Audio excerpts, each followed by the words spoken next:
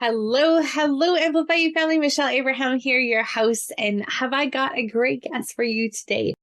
Today we are doing an Ask the Expert interview with Melody and Owen from founder of Author Nation. So, Melody, how are you doing today? I'm well, thank you. Thank you for having me, Michelle. I'm excited to be here. You are so welcome. Well, what's really cool is that we've actually got to meet in person and give each other a hug in real life over the last few years, which is we actually met in person before we met online. How weird is that? That doesn't happen anymore, does it? No, that's so unusual, isn't it? But it's true. I forgot about that. Yeah, it's funny. It's funny because now everyone we meet online first and then we meet in real life. But we actually got to meet in real life first, which was super cool. We used to go to the same networking events and with dynamic women, which was super awesome. We've spoken at conferences together. We've spoken on stages together, and it's been a lot of fun. And let me tell you a little bit more about Melody, guys. She's the leader, the go-to expert for speakers and leaders and entrepreneurs to help them pull out their expertise and put them into a book and finish writing that book and then build their business and take that business to the next level. And so she does the publishing of the book. She helps you with the writing of the book, and she helps you with getting a book that people actually want to read and review and recommend to other people. And so she is the go-to person on all of those things. And she's created a community called Author Nation and a podcast called Author Nation. So many great things we're here to dive into today. But Melody, before we do that, why don't we just dive right in with why helping authors? Like what made you be so passionate about helping leaders and speakers become authors? Yes, I think the truth is I'm addicted to story. So I like it. that's the truth. And I'm not. I love fiction and I read fiction, but I actually don't help any fiction authors with their stories because I'm fascinated with real stories. I'm absolutely fascinated with everyone else's life. But I guess I don't want to be that nosy neighbor. So instead, what I do is I help people who've lived interesting, fascinating, challenging, inspirational lives and have an expertise, bring their stories to the forefront and actually integrate it into their business, whether they're writing memoir or a business book or a self-help book. Because some people think, well, I'm writing a business book, so I don't need a storyteller. Oh, no, you need a storyteller, right? We need to tell those stories, your clients' stories. We need to dig into people's lives so that when people are reading the book, they're excited about it. They see themselves in the story. They see a path to their own future. And that's the key to having a book that people read, review, and recommend. It's not an information dump. It's about all those other factors. And so that's why I do what I do. Ooh, I love that, especially at the business books and actually bringing that storytelling into the business books because there is so much story around it. Yet we feel like we need to get to the facts and get to the business part of it. But I think some of those lessons are actually involved in the book. Like I think back to one of my favorite all-time books is The Celestine Prophecy by James Redfield. And got to speak on a stage with him just recently, which was super cool. Oh. It was a virtual stage, but we were on the same stage. So to me, that was so cool. And that's so exciting. Right? Yeah. That's so exciting. Yeah, I mean, I think about that book, and that book has got so many business lessons in it, yet it's it's all a story. It's all a story. And I think that was so well done. The way he's been able to do that. So it's not just this is step one, step two, think about some of the business books I think about, so boring. So boring. And story is what connects us. Story is what heals us. Story is what teaches us. So story, actually, if you think about it, it's embedded in our human existence. And without it, even think way back, people, the tribe around the fire, it's like teaching them lessons about, they went on the hunt and they met this beast that you need to stay away from. And, so story is really embedded in who we are as human beings. So true. I just saw a really great play in Vancouver at Granville Island with my mom. It was called Rub-a-Boo, and it was by Andrea Menard. And I met her through Canadian Association of Professional Speakers, and we ended up booking her on some podcasts. And so I went to watch her play, and it was this exactly that. It was a Rub-a-Boo is a Métis stew. And so it's got a little bit of like everything in it. So this like play had like legend and storytelling, and it also had like really amazing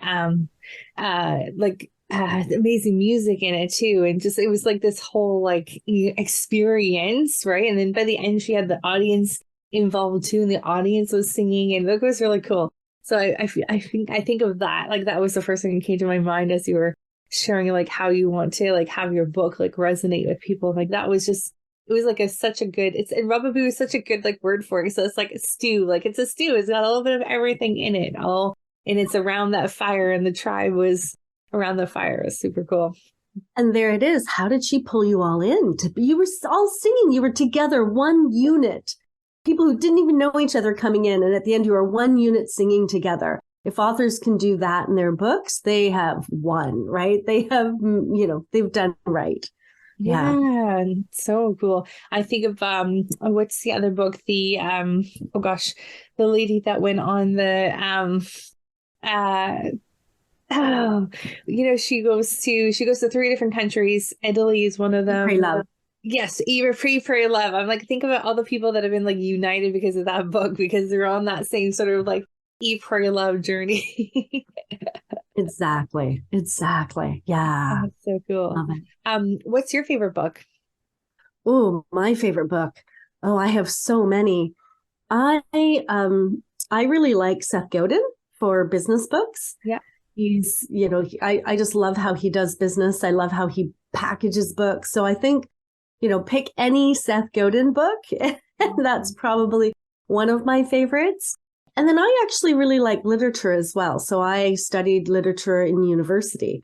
And so I love Jane Eyre and like kind of the old classics, even like Heart of Darkness, Joseph Conrad, like that kind of thing. I like Ernest Hemingway. I mean, he's sexist, misogynist, horrible human being, but I love his writing. Isn't that terrible? So there, I like the literary classics. And the other thing I really like are cozy mysteries. I love Louise Penny, that kind of like just fun, relaxed, I want to call it a guilty pleasure, like just hang out, feet up, glass of wine, enjoy a good mystery. So my reading and my favorites are all over the place. Mm-hmm. I love it. And so when you're working with mostly because you work with speakers and entrepreneurs, are they mostly business related books then? Yes, absolutely. So I work with academics, people in the medical world, speakers, entrepreneurs, podcasters, anyone with a level of expertise and a set of, set of knowledge, right, that they want to impart in a way that makes it really readable. Yes. In fact, we were voted best for early stage nonfiction. We named it by BookLinker. So that was really exciting this year. We've only been around, I've been in publishing forever, but Author Nation is kind of a newer business, and we were already named best in early stage nonfiction, just because we're so good at pulling out all the best bits of a person and getting them to put it in the book, right? So I'm super excited about that. Yeah, congratulations. That's huge. It was. So cool. So I think some of our podcasters, when we're talking to our podcasters or launching their show, sometimes they're like, well, okay, well, I want to write a book. And some of them want to write a book, but they go to the podcast first because they prefer speaking. That's why I went to the podcast first. But then when they speak the book or they want to speak some things into the podcast, can that then go back into the book? Or like, what's the process? Like, do we really need to go back and rewrite all that? Because it's like now it sounds weird because we've spoken it. What does that process look like? Yeah. So I think there are lots of ways to go about going from book to podcast. And I think the most important piece to think about is everything I do, whether it's a podcast or a book or a course or a workshop, or I'm speaking on stage or whatever it is, this is all content. And I think that's the number one thing, because people think, oh, it's a book, it's a product, it sits in the stores. It's like, no, it's part of your content suite, right? It's part of your intellectual property. It is a marketing asset. It's part of your content marketing plan. And I think when we start shifting how we see books, then we can see more possibilities.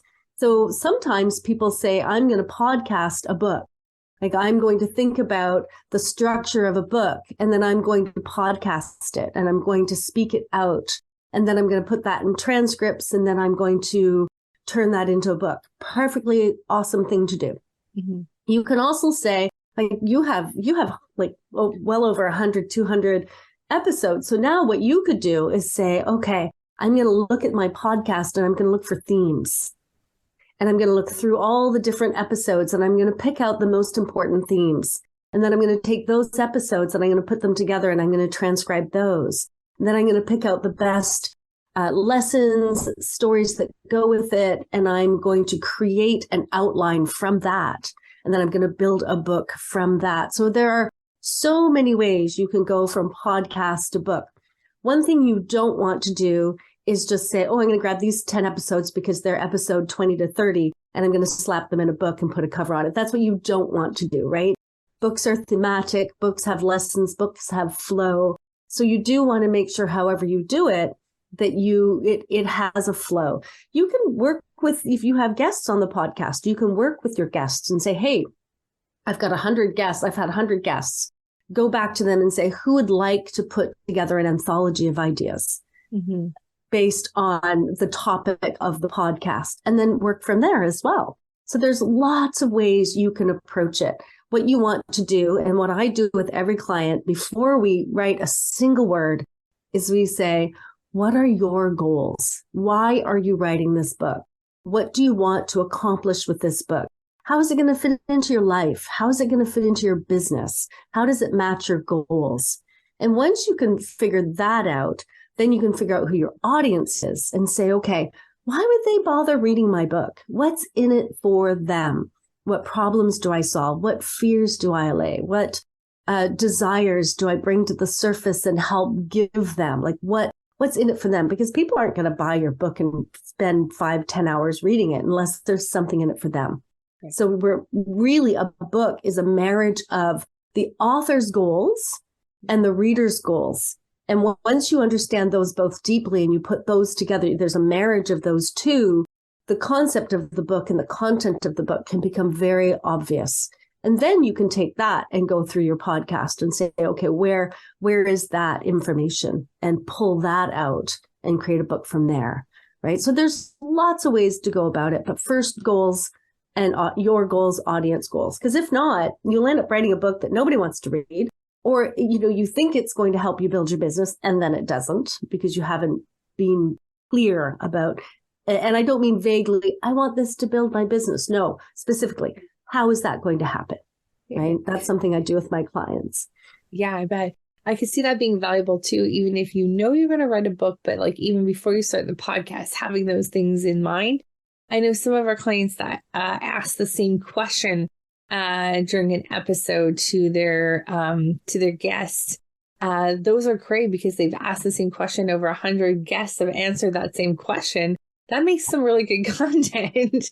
And there's this new AI software we were teaching about the other day called Rumble Studio. And basically you can ask like 5 or 6 questions and email it to like 100 people, and they can email back their 5 or 6 answers to that question. So I'm like, oh, that's even good for book writing, not even necessarily for podcasting, but like that's really great way to like, get some content from other contributors too, without having to sit down and interview every person. Absolutely. And the other thing, you can take your podcast and put it into AI and have it summarize, which you can then pull out the important pieces, right? It'll summarize, it'll timestamp, it'll do the quotes and the highlights. And that's great for book writing as well. Yeah, absolutely. It makes it so much easier to see like questions. Like we have Fathom attached to this call, and it's going to pull out every question I asked you and the timestamp of it, and then summarize it and transcribe it. So great. So great. Love those tools for helping us like just make the podcast experience better, and then also help with repurposing it afterwards. Absolutely. Yes. Have you found, I love tech. You love tech, and so have you found that that like ChatGPT and things like that have been a help to authors, or do you find that people are now trying to use too much of that in their book and it's not making it as good? So I think that AI can be really helpful for authors. It can help you outline a book. It can help you figure out what the right content is. It can help with ideas. I think it can do a lot of good for authors.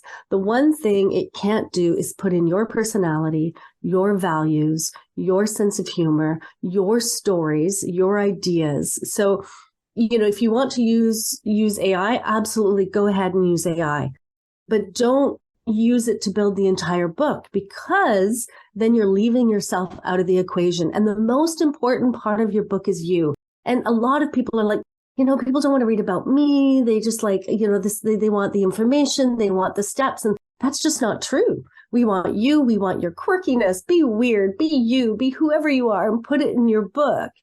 And your clients and other stories as well. Put your podcast guest stories. That's what we want in a book. We want to see other people, right? And so AI can't do that for you, right? It can't just go and take everyone else's stories, because it doesn't know who your clients are, right? So it can help you. It can tighten up writing. It can do lots of things. Now, caveat, there are organizations like Amazon going, well, we just don't want a whole bunch of AI created books dumped onto our platform, because that's you can't copyright AI, by the way, right? So if you do a book with AI and then you put it out in the world, you don't have copyright on that. And so there are some things around AI that if you are going to write a book, talk to somebody about it so that you understand the limitations, how it can best help. So nothing wrong with AI. I had one author tell me very guiltily, well, when I have writer's block and I don't know what to write, I usually just pop something into AI so I don't start with a blank page. And you could tell she felt all guilty. And I thought, that's beautiful. That's wonderful. Let AI support what you're doing, but it won't do the entire job for you. Not yet, anyways. I imagine the children being born right now, if everything of their entire life is put into AI can probably just lead their lives in the future, right? Not yet. Well, I was thinking even putting in, so I was trying to train ChatGPT the other day to do some copy and stuff. And I put in here's my LinkedIn profile. And here's our website. Here's what we're trying to do. Here's who our audience is. And it was good. It got a good idea.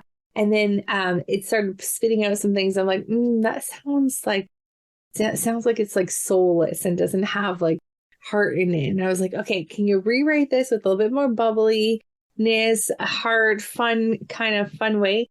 And then it spat out a whole bunch of stuff that sounded exactly how I would say things. I was like, yes, that's better.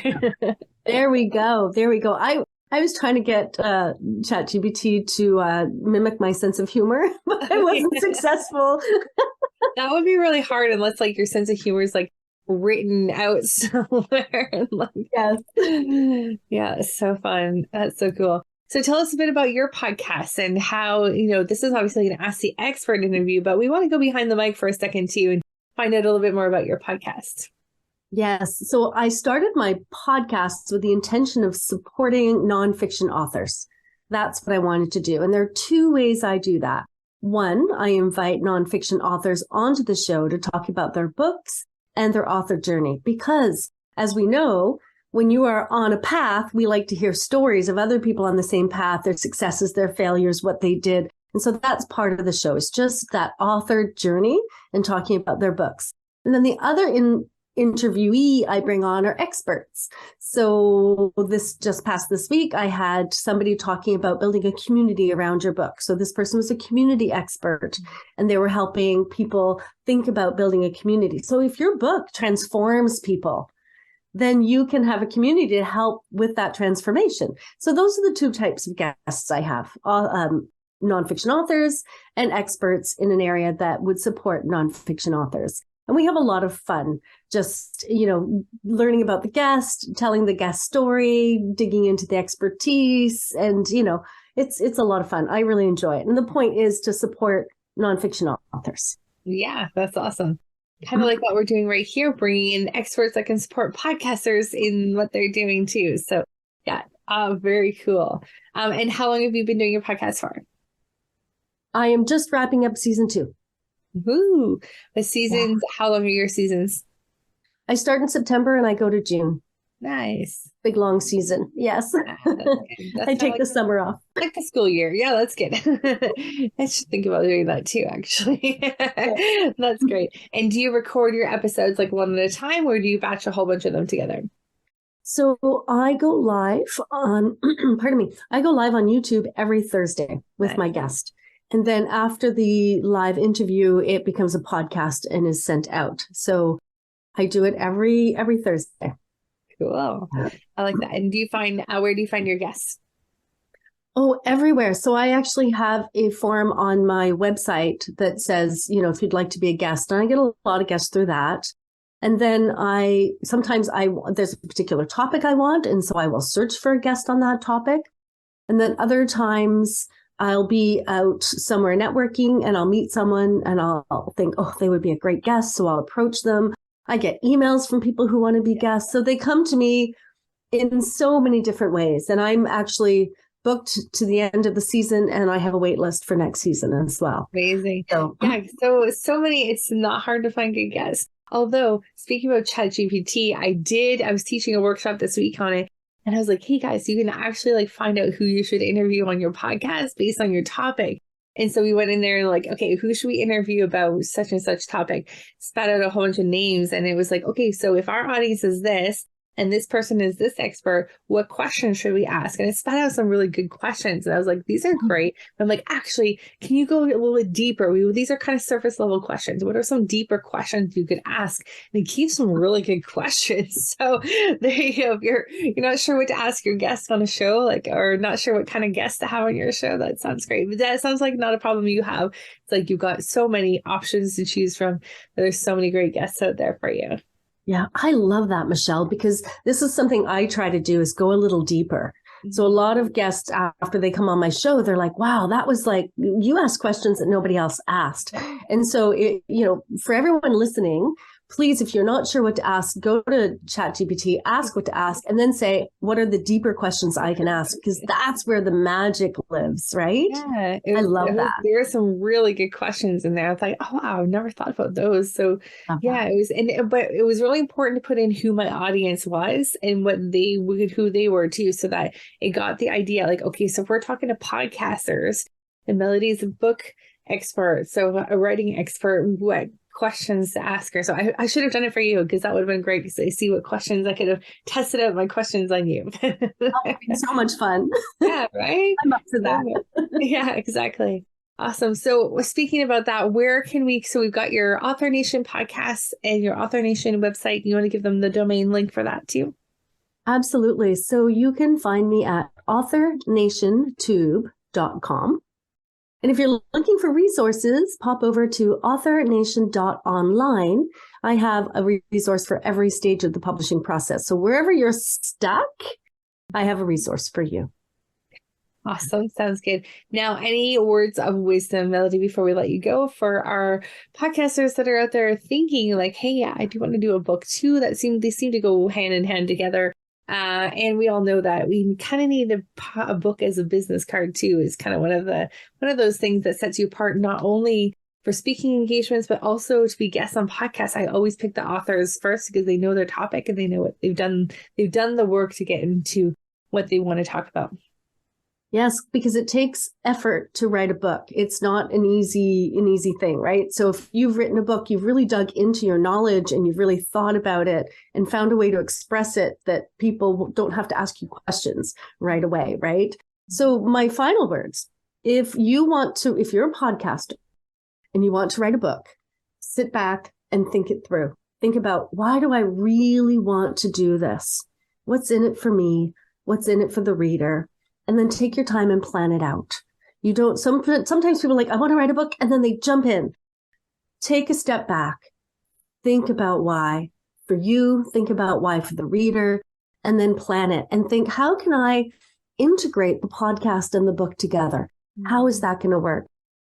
And reach out to me, call me, email me, say, can we just chat for 30 minutes? I just want to make sure I get this right. I'm happy to have that conversation with you. This is the most important piece before you move forward with the book. Yeah, I love that. I love how methodical that you are with it, because I'm in the process of writing a book, and I'm like, feel like I got lost partway through it, going like, oh shoot, what was the goal again of this? And having to go back again and change it up. So you might be getting a call from me soon. Very common. It's very common.